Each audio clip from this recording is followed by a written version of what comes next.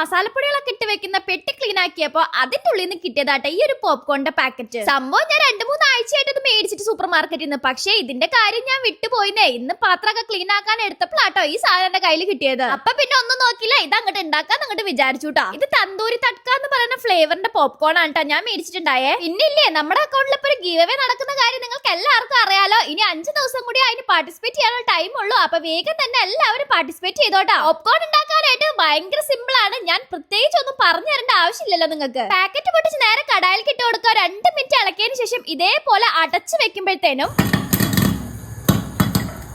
ഇതേ സൗണ്ടോട് കൂടി നമ്മുടെ പോപ്കോൺ ഇങ്ങനെ പൊട്ടി പൊട്ടി വരും കേട്ടോ. അങ്ങനെ നല്ല അടിപൊളിയായിട്ട് നമ്മുടെ പോപ്കോൺ ഇവിടെ റെഡി ആയിട്ടുണ്ട്. എനിക്ക് ഇഷ്ടപ്പെട്ട ഏറ്റവും ഫേവറേറ്റ് ആയിട്ടുള്ള ഫ്ലേവർ എന്ന് പറയുന്നത് ചീസി മസാല വരുന്ന പോപ്കോൺ ആണ് കേട്ടോ. നിങ്ങൾക്ക് ഇഷ്ടപ്പെട്ട ഫ്ലേവർ ഏതാന്ന് കമന്റ് ബോക്സിൽ പറയാൻ മറക്കല്ലേട്ടാ. ഇതും ഞാൻ കഴിച്ചു നോക്കി ടേസ്റ്റ് ഉണ്ട്, പക്ഷെ കുറച്ച് ഉപ്പ് കൂടുതലുള്ള പോലെ തോന്നുന്നുണ്ട്. അപ്പൊ അത്രേ ഉള്ളൂ. ബൈ.